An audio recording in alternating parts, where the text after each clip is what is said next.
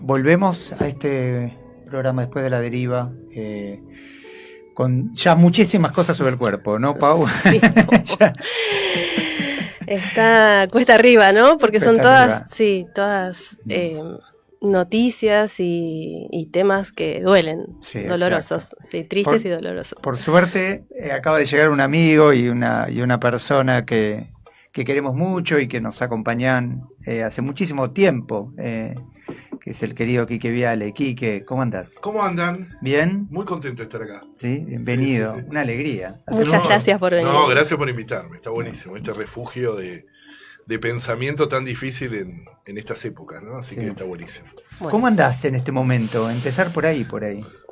Bueno, viste que esa pregunta ahora está difícil. Tardás un rato. Antes lo que era algo costumbre. ¿Qué tal? ¿Cómo andás? Bien, bien. ¿Y vos? Ya no es tan así la respuesta. Son momentos complejos y sobre todo para el movimiento socioambiental, ¿no?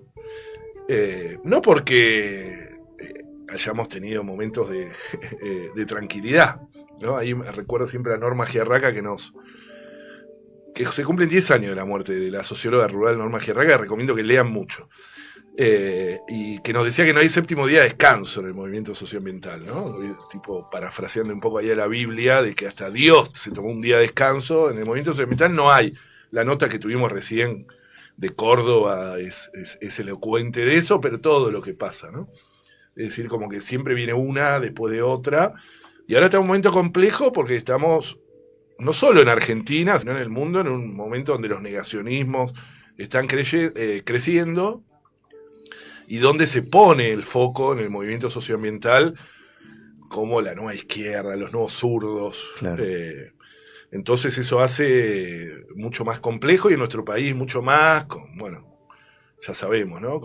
Nosotros estamos preparando un informe desde Abogados Ambientalistas y el CAGE, el Colectivo de Acción por la Justicia Social, ahí con Maristela y otros compañeros y compañeras, de regresiones ambientales de este gobierno, que lo vamos a presentar en un mes, después seguramente le pasaremos la data. Y es impresionante, porque hay un montón de micro cosas que se hicieron, que van desmantelando desde el aparato científico que bien conocés, que además es un desmantelamiento, no es con una resolución que dice deróguese el CONICET, Claro, sino que es una sangría. Una sangría, claro. Que destruye. Lo mismo con las universidades, todo lo que está relacionado con lo ambiental y la persecución, ¿no? Y bueno, y tenemos este colmo de las últimas semanas con con lo que se filtró de la CIDE. ¿Te sorprendió lo de la CIDE? No, no me sorprendió. No. No, yo recuerdo que hace un tiempo, en un evento donde había algo de alcohol, estas son intimidades, en otro gobierno, en un gobierno progresista, me dice, che, vos sabés que yo trabajé en YPF, me dice alguien, y había una persona que te seguía a vos. A mí, ¿no?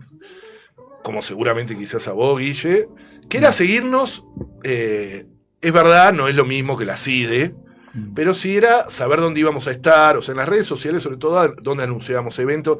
A mí me ha pasado que yo iba a la Patagonia y eventos que se iban a hacer se suspendían misteriosamente, claro, por presión de YPF fundamentalmente.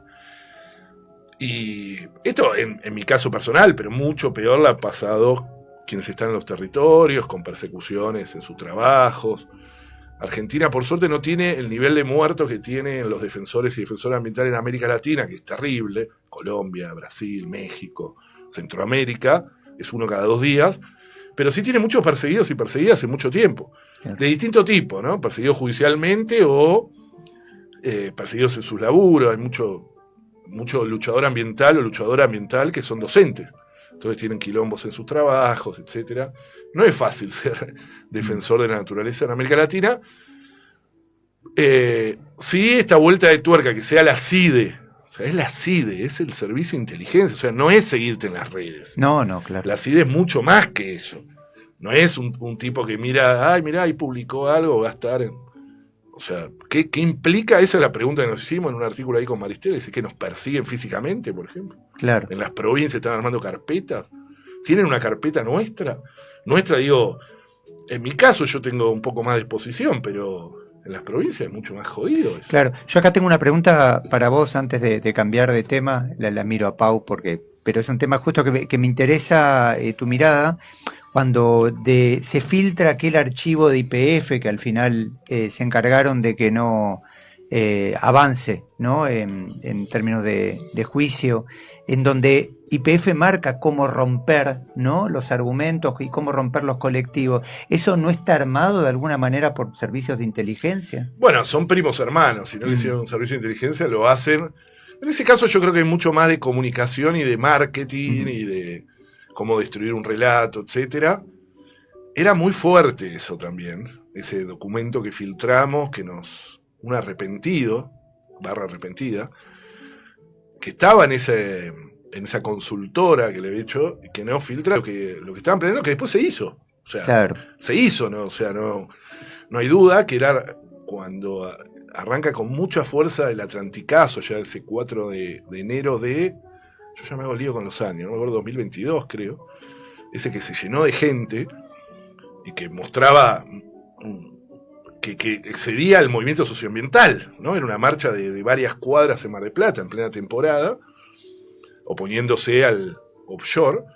YPF ahí toma esa decisión de atacar al movimiento socioambiental y de desacreditarlo, minimizarlo, y lo hace y consigue ahí, ya no los periodistas de derecha, que eso siempre nos pegan, sino periodistas y medios progresistas, o como queramos llamarlo, o compañeros, que también nos pegaron. Incluso ahí consiguen el panquecazo de movimientos pseudoambientales, o que creíamos ambientales, de jóvenes, ¿no? Los jóvenes por el clima, por ejemplo. Claro. Que dan el panquecazo, y es parte de la estrategia, también lo decía, eso.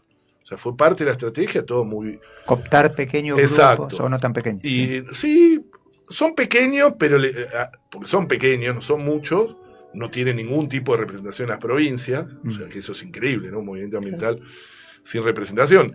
Su territorio son las redes, pero es lo suficiente como esas estrategias son muy comunes, para poner un interlocutor, entre comillas, ambientalista válido. Entonces lo pusieron eso, lo llenaron en los medios, eso además alimentó los egos de jóvenes, lamentables, ¿no? Y ayudó a decir, no, pero el movimiento ambiental no está en contra de lo. Fíjense, miren, acá viene. Claro. Y eso es jodido también, ¿no? Y ahora, igual, yo creo que como ahora no pasó nunca. O sea, lo de la CIDE no es menor, insisto, ¿qué es lo que significa? Nosotros estamos pensando ahí en judicializar, ya lo están haciendo organismos de derechos humanos, ¿no? Sí. Pero nosotros judicializar sobre todo como una especie de habeas data para saber qué es lo que tienen de nosotros. Claro. Porque además no lo permite la Ley de Seguridad Interior. No, de nosotros, lo digo sobre todo de los movimientos territoriales, ¿no? De quienes están en los territorios, que son los más expuestos. Y me parece que, y también es un momento de miércoles para la comunicación ambiental, como pocas veces, por eso dije este refugio, claro, entre unos pocos lugares, pero nunca hubo, como ahora, una cerrazón tan grande. Claro. En los medios hegemónicos ni hablar, pero a veces se abrían los medios hegemónicos. Nosotros, eso fue un debate que tuvimos, me acuerdo, mucho tiempo con Maristela, si hay que aprovechar esas brechas que los medios hegemónicos hacen cuando pasa algo. Bueno, ahora ni siquiera si pasa algo, como fue filtrárselo la ley glaciar, etcétera, los medios hegemónicos nos llamaron. Ni siquiera abrieron el debate ahí. Y tampoco los medios amigos, no sé, o compañeros. Claro. No hay casi columnas ambientales, o las que hay son más superficiales, o sea, dejaron como eso. Y la cuestión ambiental está totalmente fuera del debate, absolutamente, cuando el embate más grande y cuando el propio Milei, digo, por si no, porque uno puede decir, ¿por qué sobredimensionar lo ambiental? El propio Milei puso como enemigo al movimiento social. Claro. Lo dijo en Davos, en cada discurso que da, lo dijo en Davos, ante ese público, Círculo Rojo Mundial, lo dijo en el Pacto de Mayo, ¿se acuerdan? El único movimiento que habló fue el movimiento socioambiental como enemigo, como nos dicen las sandías, ¿no? Los nuevos rojos, la nueva izquierda. Este frío me da tos. Pero bueno, es un momento muy difícil que hay que sobrellevar de la mejor manera posible, hay que pasarlo. El movimiento ambiental tiene momentos así, porque también yo, por suerte, igual que vos, Guille, que ustedes, tenemos bastante contacto con los territorios, yo viajo permanentemente, ahora la semana que viene nos vamos a una provincia, a otra, pero está difícil también las provincias. Sí, sí. La gente asusta también esto. Y yo entiendo al que se asusta con esto.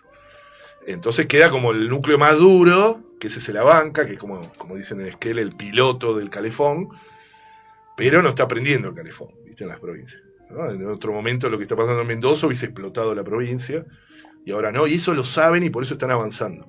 La gente también está pensando cómo llegar a fin de mes, muchos de los compañeros y compañeras, son docentes, profesores universitarios, que no les alcanza el sueldo para llegar a fin de mes, entonces sus preocupaciones... Y también la persecución y el miedo, tiene efecto. Tiene efecto. Para mí es fácil, si no hay que tener miedo, yo lo escribo, todo. Pero bueno, entiendo al que lo tiene, y más cuando está en los territorios. Yo lo digo desde Buenos Aires, y con un poco más de exposición. Pero hay que entender a quien tiene miedo, ¿no? O sea, hay que tratar de no tenerlo, estar juntos.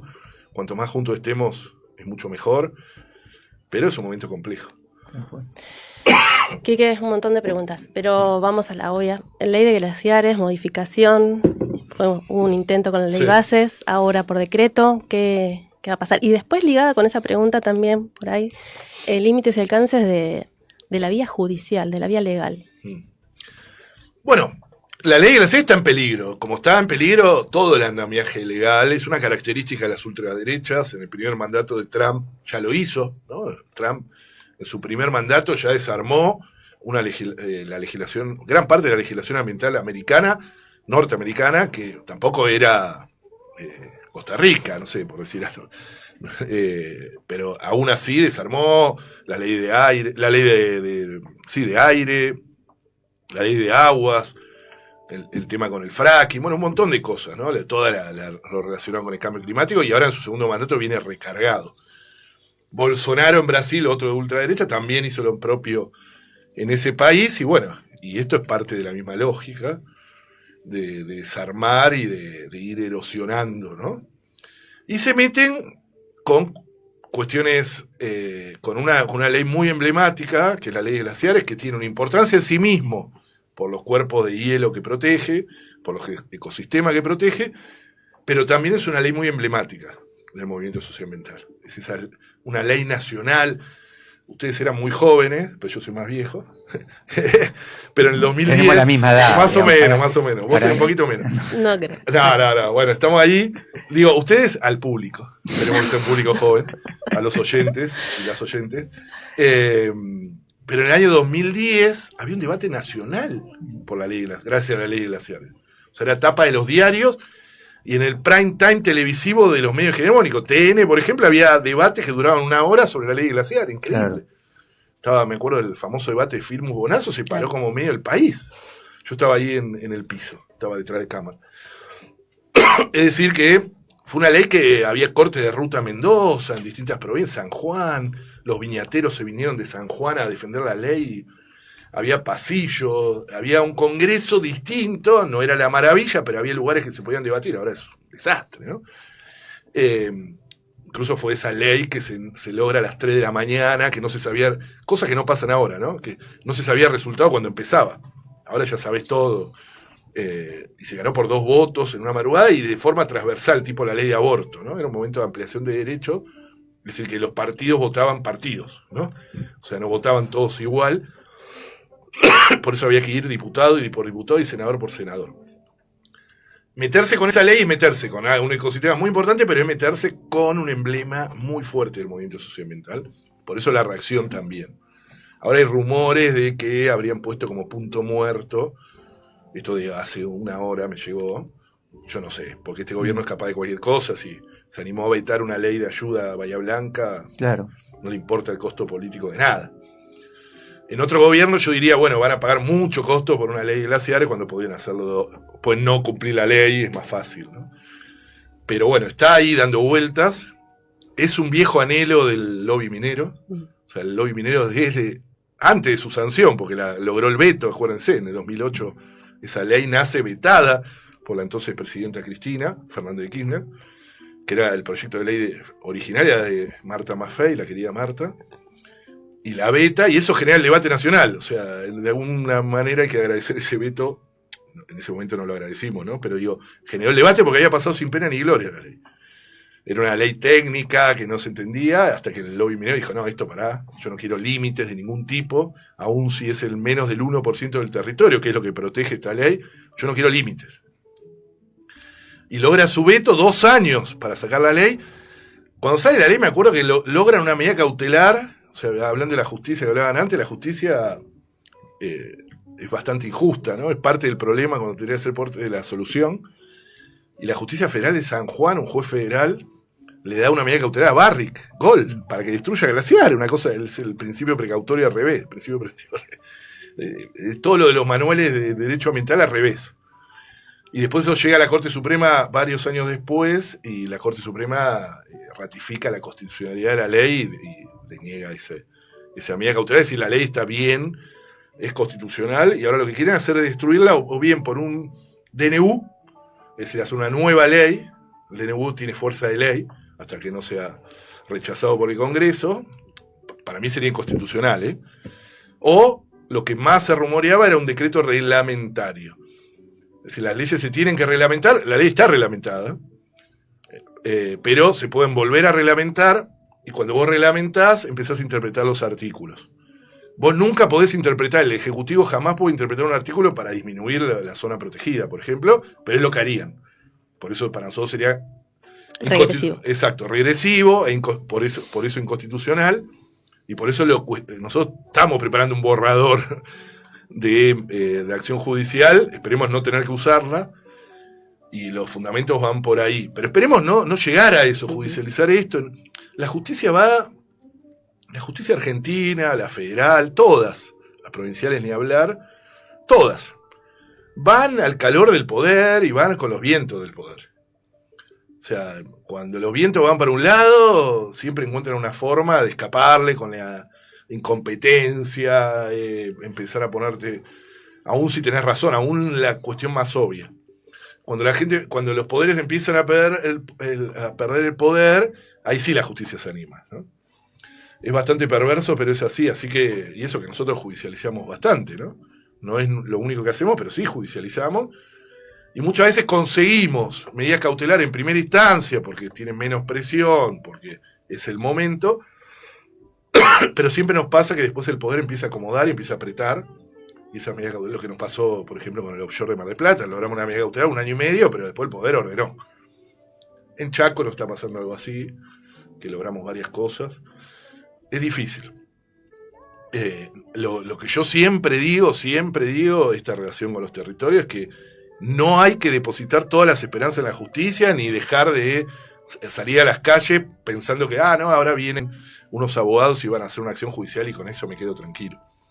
O sea, hay que ir y subirse al árbol, como hicieron. También hay que hacer la acción judicial, pero hay que subirse al árbol. Digo, para proteger el árbol.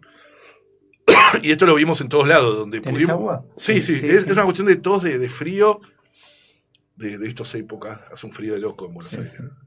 Yo tengo una pregunta mientras Quique se sirve el agua que necesita y merece. De los glaciares.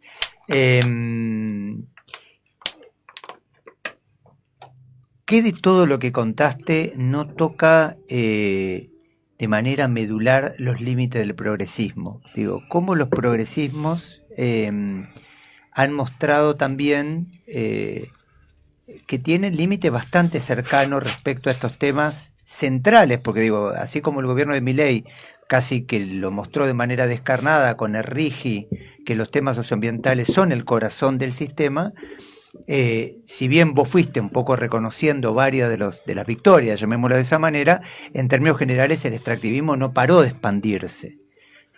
¿Cuál es tu lectura respecto a qué pasa con el progresismo como a nivel latinoamericano, no? Sí. Bueno, nosotros tenemos una larga historia de eso, de confrontar con los progresismos en ese sentido, con compañeros y compañeras de toda América Latina, de Ecuador, no sé, Alberto Acosta, que confrontó con el extractivismo de un héroe acá, que es Rafael Correa, ¿no? Claro. Por ejemplo, en Bolivia también, compañeros con el extractivismo de Evo, y en Argentina con el kirchnerismo. Bueno, nosotros confrontamos fuertemente con muchas de las cuestiones que hizo el kirchnerismo, que lo tenía como un punto ciego, al menos como un punto ciego. la cuestión socioambiental. Y es uno de los grandes problemas, es uno de los grandes debates. Nosotros en nuestro libro nos cansamos de cuestionar, porque necesitamos una salida desde ahí. Hay algunos progresismos más interesantes, no sé, en Colombia, Gustavo Petro, con las limitaciones que tiene de un gobierno muy complejo, debilitado, el primer gobierno progresista en la historia de Colombia. Hubo algunos atisbos, pero ya no, al comienzo en Chile, en Boric, pero ya no, quiero decirlo, porque si no mis amigos chilenos me van a matar. Y también hubo una especie de reflexión al principio también del gobierno de Lula, pero los extractivismos siguen. Pero ahí Marina Silva está tratando de pelearla desde adentro. Es decir, no estamos igual que en los 2000 o la primera década de este siglo, donde el progresismo estaba en auge y tenía la cuestión ambiental totalmente cegada. Sí, creo que hemos podido dar algunos debates, pero es parte del problema ese. Y en Argentina ni hablar, que ahora estamos en vísperas de una elección y no hay nadie, que esté cuestionando esto. Y que vea esto como medular. Nadie. Hay veces grabó y tiene algunas reflexiones, pero se las olvida o no las tiene como centrales. O le quiere dar un besazo con váter en la boca. También, claro, es verdad eso. Sí, una gran contradicción. Es verdad. Grobo y su hijo, viste, que también es progre el hijo. Es terrible eso. Pero bueno, es parte de la problemática actual también, ¿no? Yo tuve la suerte, bueno, yo lo traigo porque lo amo, pero a Pino, ¿no? Pino Solaras, con todas sus contradicciones, sus dificultades, pero alguien que tenía este tema central, y ahora no tenemos nadie así, ni uno. El otro día pensamos eso, si quisiera hacer por proyecto de ley, modificar la ley glacial, no sabríamos ni a quién ir. Antes teníamos siempre a alguien que nos abría el Congreso, más allá de la izquierda trotskista que lo hace, pero con sus limitaciones, ¿no? Que son muchas. Entonces, más allá de eso, que queda encapsulado antes teníamos, incluso hasta en cada partido, y en partidos que no coincidíamos, teníamos siempre a alguien. Este es un momento muy complejo, y los progresismos ni hablar. Yo me vuelvo loco, y eso lo traslado también a los medios de comunicación progresistas, y a los streaming y todos estos, que tampoco. Claro. Tampoco. Y eso están formando de alguna manera a nuestros jóvenes. Y la cuestión ambiental no existe, o existe de forma abstracta o superficial. O del reciclado, que está bien que hay que reciclar, o sea, de hablar reciclado y cerrar la canilla cuando te lavas los dientes, ese es todo el ambientalismo. O peor aún, ensalzando y poniendo, no es casual a esta nueva camada que contaba antes, de que te habla de que la minería no sé qué, termina defendiendo el extractivismo y mete un discurso ambiental abstracto y global para cubrirse, ¿no? Una especie de greenwashing político. Claro. Quique, ¿te puedo hacer una pregunta más personal? A ver. ¿Por qué abogado ambientalista? ¿Cómo surge? Sí, ¿cómo surgió? Bueno, hace muchos años también. Yo me recibí de abogado en el 2000, hace un montón. Pero en el 98 estaba estudiando ahí en la Facultad de Derecho de la UBA, ahí en esa zona tan linda, ahí en Recoleta, tan cheta, hermosa, llena de parques, y al lado estaba el Centro Municipal de Exposiciones. Ahí yo fui a ver a Los Redondos, por ejemplo. Ya no existe más, porque ahora es como un buen símbolo, se tiró abajo y al lado se hizo un centro de exposiciones que es de Elstein. En un lugar público, en una plaza. O sea, le entregaba una plaza a Elstein. O sea, bien. Antes era un centro municipal de exposiciones más rústico que lo que es ahora. Incluso este centro de exposiciones lo hizo el gobierno de la ciudad y se lo entregó a Elstein. Increíble. Y ahí se hizo. Bueno, en realidad yo venía transitando, mi mamá es trabajadora social, ahora está jubilada, entonces siempre trabajaba en las villas, etcétera, y eso me iba a me trasladó algo de eso, ¿no? Eso por el otro, por lo social. Yo sabía que el derecho clásico no me gustaba, o no quería toda la vida, no sé, hacer hipoteca, divorcio, no sé. Lo veía, incluso estudié un año de comunicación social, o sea, antes de empezar la carrera de Derecho. Entonces estaba promediando y se hizo la COP 4 acá. Estamos con la COP 26, creo, imaginen los años que pasaron. O sea, las COP de cambio climático nacieron en 1994. En 1992 la cuarta fue en Buenos Aires, ahí en ese Centro Municipal de Exposiciones, Y como era antes de septiembre de 2001, que fue los atentados a las Torres Gemelas en Nueva York, entrar a una cumbre así no era tan difícil. Ahora tenés que anotarte muchos meses antes, tenés que conseguir un patrocinio. Es bastante difícil entrar, o por lo menos es muy controlado. Antes era más fácil. Y entre hora y hora yo me iba ahí y entraba a la COP, que eran más chicas que las COP de ahora, y había mucha charla paralela también. Y me empecé a copar, había mucho material, en esa época se imprimía más, entonces había material, y me empecé a copar. Fui a muchas charlas paralelas, había gente de algunas ONG históricas, y empecé. Y lo que fue un camino de ida, bueno, terminé egresando de 2000 y me anoté en el posgrado. Que el posgrado se llamaba Régimen Jurídico de los Recursos Naturales, o sea, una visión.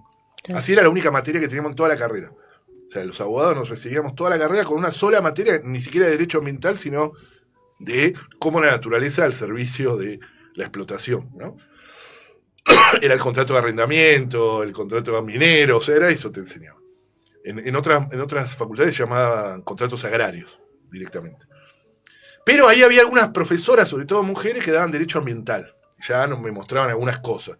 Bastante en abstracto, pero el gran cambio rotundo fue cuando empecé a viajar a las provincias. En ese momento, no sé, Famatina, Esquel, conocer a Javier Rodríguez Pardo, que también se cumplen 10 años de la muerte. Mira.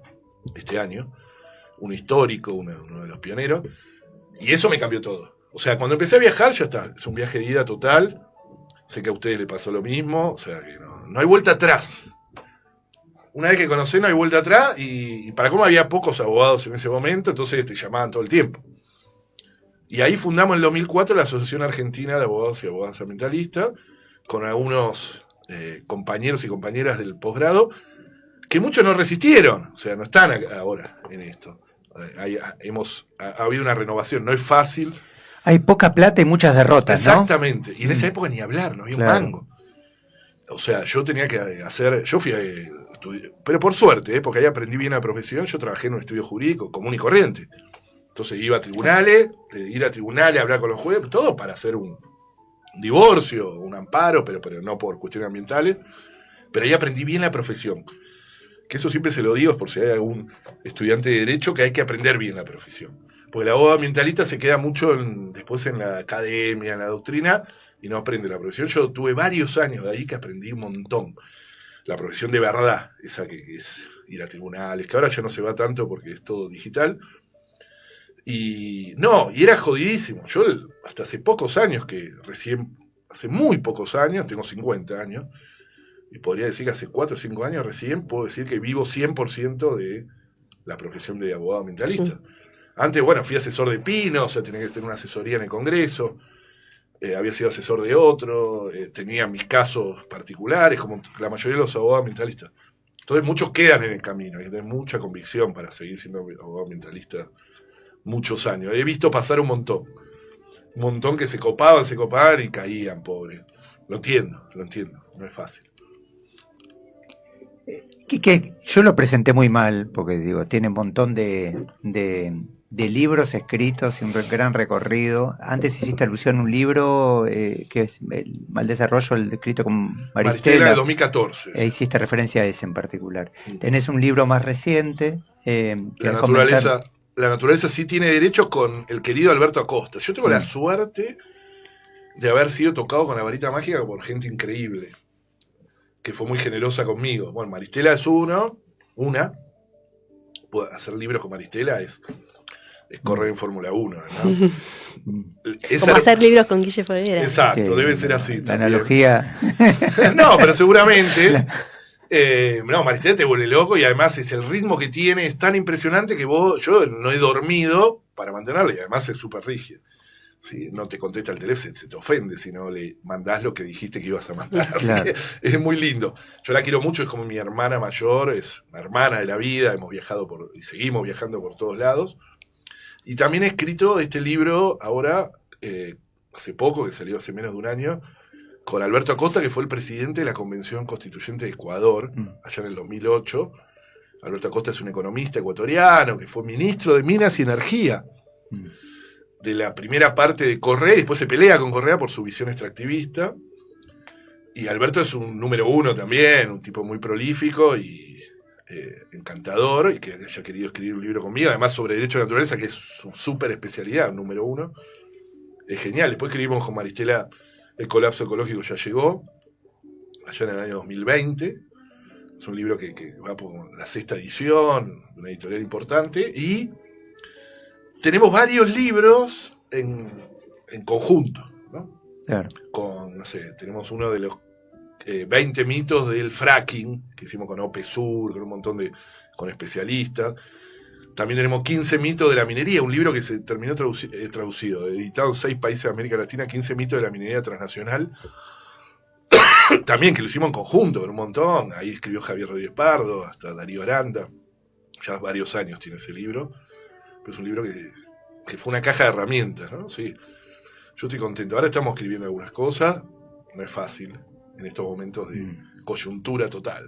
Pues es que hay una anécdota con Maristela, me voy a animar a contarla al contala, aire, me va a gustar. que yo no, que además la deja muy bien parada, porque yo, Nobleza Obliga, Escribimos un libro juntos también. Escribimos el de los cerdos. Claro. El de los cerdos. Vos la viste sí. ahí en acción. Ahí la vi en acción. Y hubo una previa que para mí fue muy valiosa porque además lo hizo en la oscuridad, porque digo, es una persona que tiene tal porte, lo vi Sí. también con Andrés Carrasco, que Claro. perfectamente puede decir que no sin que ocurran algunas cosas. Pero acababa de ocurrir una nota colectiva de los grandes y prestigiosos científicos argentinos, entre los cuales no me acuerdo bien, pero creo que estaba Adrián Paenza, no sé si no estaba Salvareza, creo que estaba Alberto Cornbit, estaba Gamarnik, digo, una lista de notables, Rolo, me estoy dando un montón de amigos en este momento, todos a favor del offshore. Una nota, claro, pública, y un poco la carta era la ciencia estaba a favor del offshore. Entonces me escribe una gran compañera, que ella milita, creo que milita actualmente también en el Partido Obrero, y me dice, escribimos algo. Y claro, era salir cual David y Goliat a tratar de aunque sea que aparezca algo diferente, un disenso, y escribimos una primera versión como podíamos, un poco además como esto que tratamos de hacer todo el tiempo, que es entender un problema para meterse, de golpe hay que entender cómo vive un quebracho, que es una salmonera, o acá que es el offshore, que yo no tenía ni idea, ponerme a estudiar, a leer paper, etc. Una vez escrito el texto, había que hacer una primer ronda de pedidos. Bueno, lo firma. ¿Quién lo firma? Porque además en términos de jerarquía académica, más allá del cariño que me tienen, yo soy un 4 de copas dentro de la academia. Entonces, bueno, ¿quién quiere firmar con nosotros? Algo que además era del otro lado, estaban todos, todas. Así. Todos. Bueno, fueron más las negativas que los acompañamientos, pero una persona que dijo de inmediato, yo me acuerdo que estaba en México, de inmediato dijo, yo firmo, fue Maristela. Y yo realmente ahí, verla en acción, otra vez, en ese sentido, con esa coherencia, porque después puede haber alguna diferencia circunstancial, pero en los momentos que importan y que además las papas queman, es fundamental esa actitud, ¿no? Claro. Me acuerdo con un gran laburo también, fue con Norma Gierraca, que eran dos potencias, imaginen lo que era eso, yo estaba en el medio de las dos.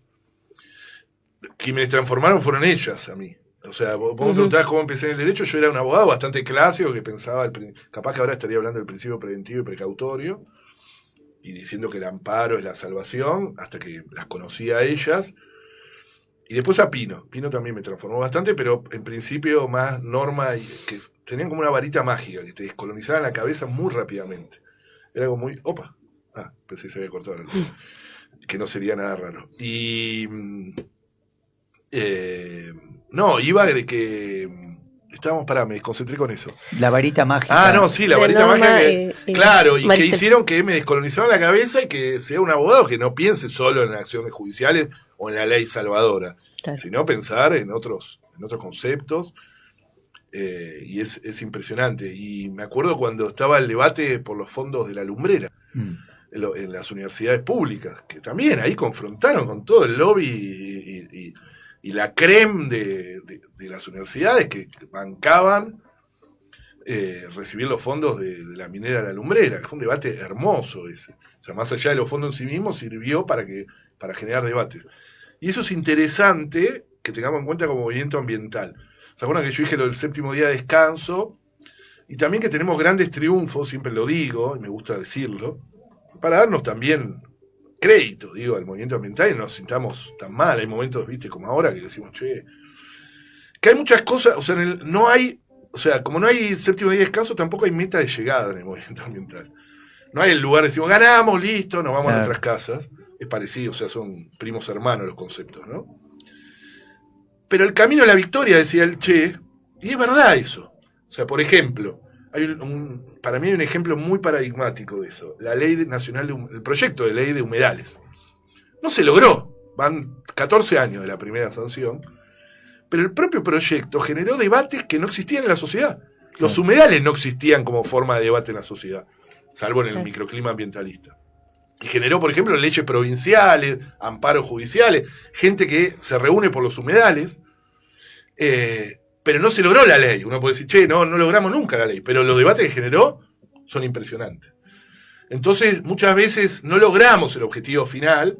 Nosotros nos pasa mucho con acciones judiciales, que no logramos la condena en prisión, pero mientras tanto genera un montón de cosas y debates societales, que es lo que más necesitamos nosotros. Sí. Nosotros, el ambientalismo es una gran disputa de sentidos, por eso programas como este son importantísimos. Y dar debates en una sociedad que no quiere debatir esto ya es un triunfo en sí mismo. 3 levantamientos provinciales en torno al tema del agua. Tal ¿no? cual. En 5 o 6 años. Chubut, Mendoza, Jujuy, acuérdense, Jujuy, tan jodido eso. Mendoza, que fue impresionante, no fue hace mucho. Y Chubut también, ¿no? Digo, y eso está latente, eso puede pasar en cualquier momento también. Por eso digo que hay que, como dice Esquel, hay que tener el calefón prendido, ¿no? O sea, la llamita. El piloto, sí. El piloto, ¿no? Y el piloto hace que, en los momentos que se necesita, el calefón ande. A mí me encanta ese ejemplo. Por eso hay que darle, y nosotros tenemos más responsabilidad, gente como ustedes, que son comunicadores, Guille, que es una especie de rockstar Esperaba del que lo dijera.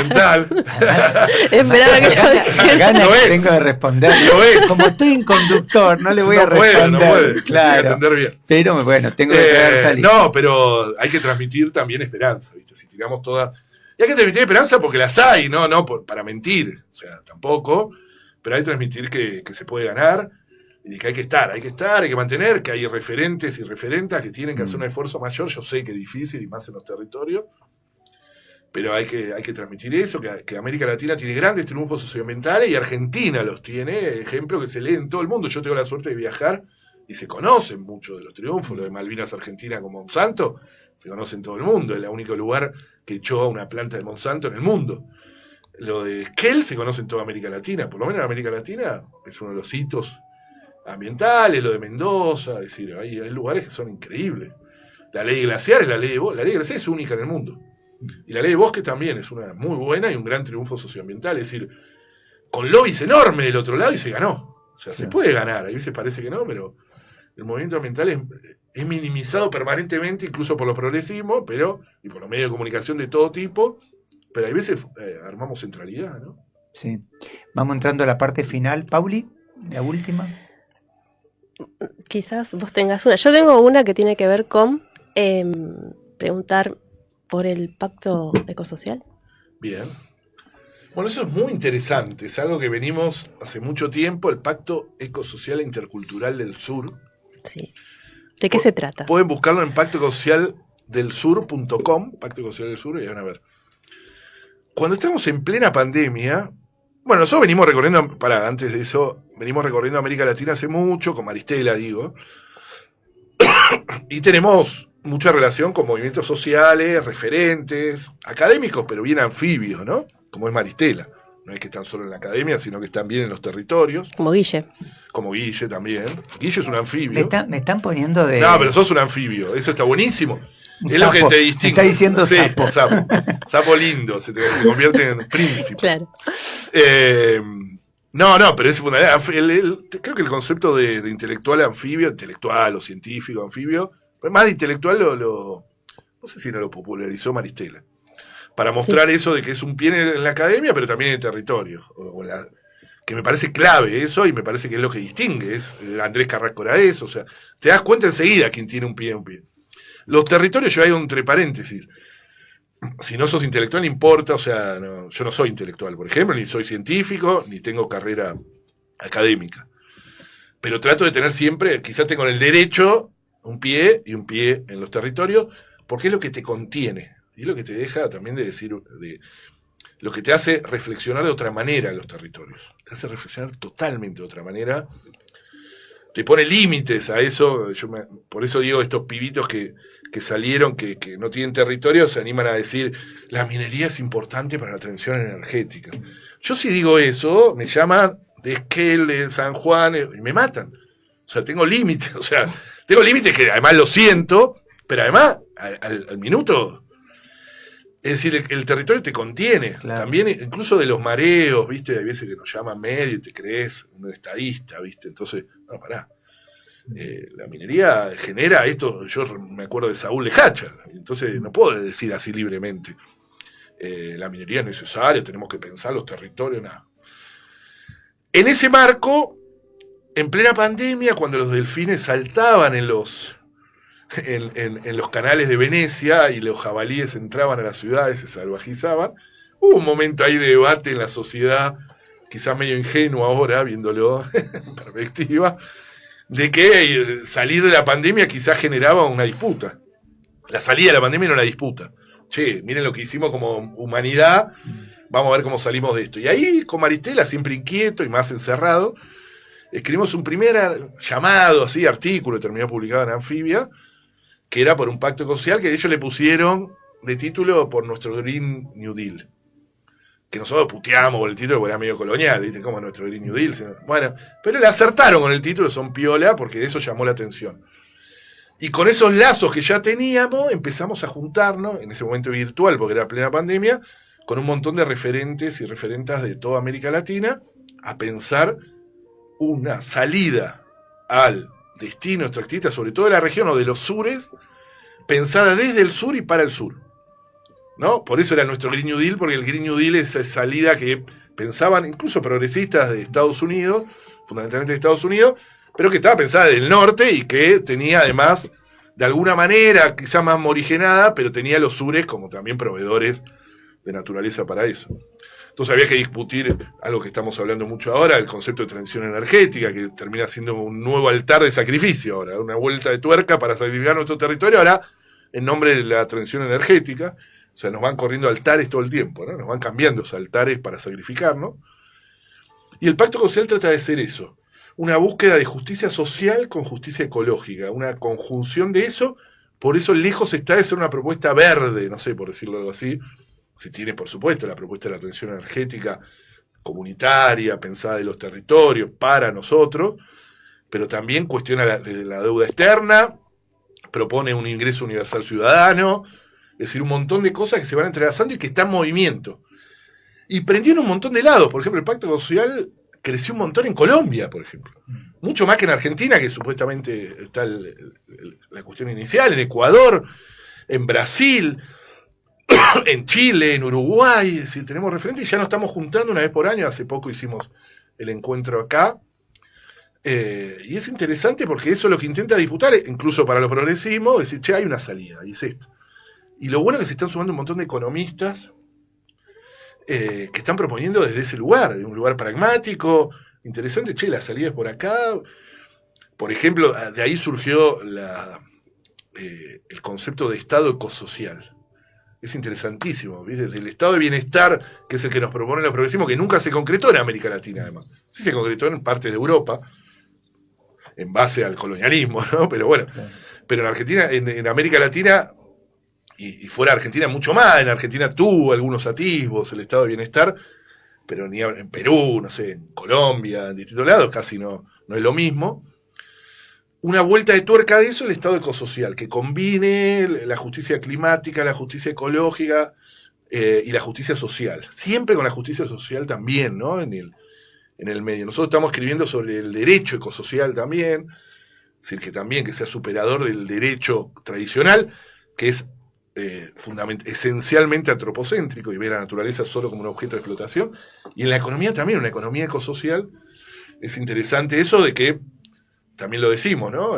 Todas las economías de izquierda o derecha, o todas las teorías económicas están basadas en la naturaleza como un objeto a ser explotado de forma ilimitada. Después hay grandes diferencias, por supuesto, en la distribución de la renta o de la riqueza, pero la lógica es la misma, como si se pudiera crecer de forma ilimitada. Y eso hay que cambiarlo, ¿no? Entonces el Estado, el Pacto Ecosocial busca eso y está en movimiento, o sea, no... Esto no de que está, sí. perdón, te interrumpí. Sí, no. El movimiento involucra a las comunidades, está en los territorios. Mucho. Y como les dije, en otros lugares, mucho más avanzado de acá. Nosotros estamos haciendo un esfuerzo también, hacemos encuentros, tenemos el equipo Transiciones en Argentina, que está con un montón de organizaciones territoriales, nos juntamos para hablar estas cosas, incluso con sindicatos, algunos sindicatos, no es fácil, otros de los lugares, afuera es más fácil que acá, ¿eh? Los sindicatos en Argentina muy complejos, pero hay algunos sindicatos que buscan, no sé, docentes, pero también hay algunos de electricidad. Está en movimiento y en los territorios mucho más que acá. Y el concepto mismo ecosocial también, que era un concepto que no se usaba, se está usando mucho más y me gusta a mí me gusta. Bueno, gracias, Quique. No, gracias. Que además es hincha de River, debe estar, Sí. Además de ser hincha de River, es medio malo, así que debe Sí, estar contento. soy anti-Boca. Debe estar contento con el empate bochornoso de Boca recién. Tengo de todo para decir. No podemos hacer un programa con él. O sea, el que le hizo un gol es maestro. ¿Sabías? Es maestro ese. El gol mira, yo te imaginé que estabas contento. Qué lindo que es eso. Yo disfruto, pero tengo 24 horas para disfrutar porque River no anda bien y mañana hay que ver qué se pasa complica. Mañana con el Inter. Pero bueno, estas 24 horas nadie me las saca. Bueno, a quienes escucharon y tuvimos el gusto y obviamente seguramente lo vamos a tener en el futuro de nuevo, es Quique Viale, insisto, un referente y una persona con un enorme compromiso en muchos sentidos, además de una persona muy querida. Pasó por Después de la Deriva, que este colectivo que junto con Paula Blois, Natalia Concina, Sergio Arbolella, Tomás Batista, Ana Carolina Strongoli y quien habla Guillermo Folguera, formamos. Del otro lado están Facu y Uli, que hacen maravillas para que esto salga como sale. Y Facu en las cámaras y Uli en el sonido. Exacto, en ese orden y no al revés. Y por ahí anda Humita leyendo. Sí, hoy nos acompaña Humita, hijita de Guille. Sí, se trajo un libro, está leyendo detrás. Ahí estamos. Sí. Así que bueno, vamos a despedirlo aquí que con un tema musical. ¿Pau? Así es, con Radio Barrio Nuevo, Hay Paisano. Vamos para allá.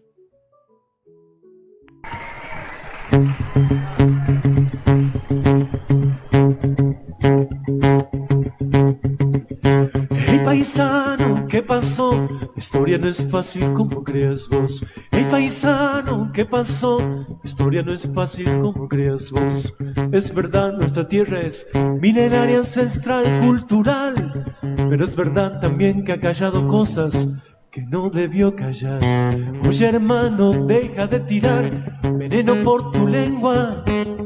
Ponle paños fríos a tu envidia negra. Toma un consejo, aunque la envidia no te hace crecer. Por si no lo sabías, chango, ni siquiera te dejo ver. Ponte a construir ese mundo que profesas, que nos sobran enemigos caminando por nuestras veredas. Contra mí no hay nada que puedas hacer. Tengo dolores que me queman y me obligan a hacer día a día, día a día. Hey paisano, ¿qué pasó? La historia no es fácil como crees. Hey paisano, ¿qué pasó? La historia no es fácil como crees vos. Ese es el desafío, tenemos que nacer. No te mueras jamás, haz como Violeto, como el Che. No tengo nada para enseñarte, aunque sigo siendo ese changuito gris que allá por fría supo ser feliz. Con mi hermano cerca y con mi padre lejos, que miraba a mi madre cantar y llorar por los nítidos rincones de su soledad. Hey paisano, ¿qué pasó? No dejes que te quite ni siquiera tu dolor. No dejes que te coma la televisión, que allí casi todo es mentira y el hombre a la luna jamás llegó. Hey paisano, ¿qué pasó? La historia no es fácil como crees. Hey paisano, ¿qué pasó? La historia no es fácil como crees. Si cruzas a tirar en un concheto ascensor, fruta del encuentro y dale cuentas del dolor. Mantén la calma solo hasta donde dé. Recicla la bronca y propone de crecer. Recuerda de los días de Afganistán. el agua envenenada de Gandalgalá, los bosques sin tener que de sepultar, los asesinos sueltos de Costeq y Santillán. Los muertos que el sistema le vende a la prensa, los 30.000 hermanos que nunca regresan. Compadre, no finge a llorar lo que nunca ha sangrado, no subas al pedestal lo que nunca ha comulgado. Vuelve a caminar y utiliza tus dolores como naftogas. Recuerda tu pueblo el día 100.000 de vejecitos que solían saludar. ¿Qué pasó, señor del mal? Los reyes de este hospicio te iban a lanzar. Pero aquí está esta nueva generación, construyendo un mundo pleno civilización. ¿Qué me importa? Pensé que de política no iba a hablar, pero ahora que recuerdo, política hacemos todos al caminar. Me voy por ahora, no sin antes repetirte que recuerdes no morir, que tienes mundos nuevos por parir, por vivir.